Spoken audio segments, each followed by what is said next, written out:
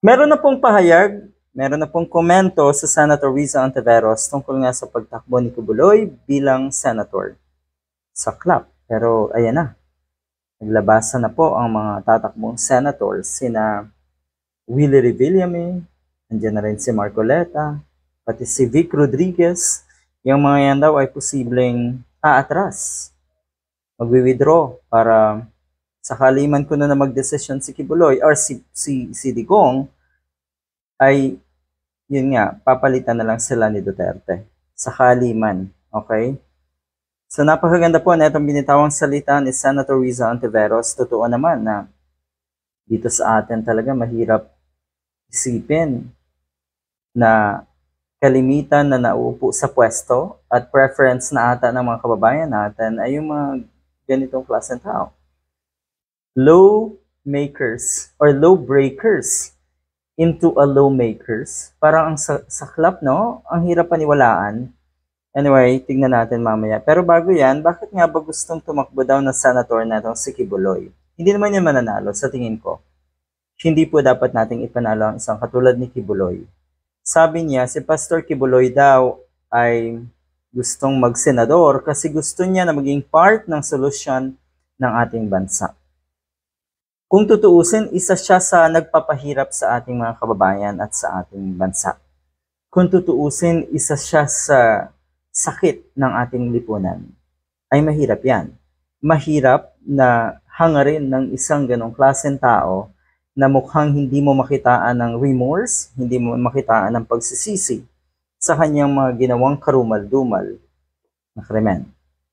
Ang focus daw na itong si Kibuloy ay kung bakit siya tumakbo ay dahil sa Diyos at mahal daw niya ang Pilipinas. No?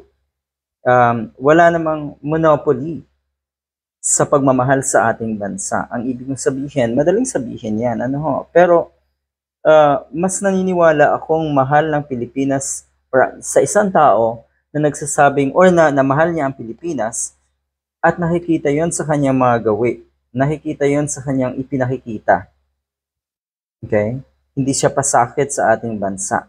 Ganon ang paniniwala natin. Pero yung i-claim mo na mahal mo ang Pilipinas, talaga, hindi naman yun basihan. Mahal ko ang Pilipinas. Handa akong magsilbi sa ating bansa. Gawin mo. Patunayan mo muna. Kahit dito sa amin, yung mga gustong kumandidato. Gusto daw nilang kumandidato dahil mahal nila ang aming bayan. Kaya or pwede daw silang lapitan anumang oras. Okay. Talaga lang. Ay, yung mga nasa line-up na, yung mga nag-file na ng candidacy, yun ba ay walang ganong intensyon? Ang ibig bang sabihin yan? Kayo lang ang may ganyang intensyon? Ewan. Anyway, tignan natin itong statement na Senator Riza Ontiveros. Magkaroon naman kayo ng kaunting hiya. Tama. Konting hiya sana mismo sa sarili nila, sa gagawin nila. Talaga lang. At ito namang mga nasa likod ni Kibuloy, binubuyo nyo, binibilog nyo ang ulo at pinaniniwala na pwedeng maging senador itong si Kibuloy kahit na sa estado siya na most wanted ng FBI at napakaraming karumal-dumal na akusasyon. Di ba? Para sa isang taong humaharap sa patong-patong na kaso, kabilang ang human trafficking at child abuse at nagtago pa sa batas, nagkaroon pa talaga kayo ng lakas ng loob na ipresenta ang iyong sarili sa taong bayan para maging mambabatas. Totoo yun From being a low breakers to lawmakers, matindi. Good luck.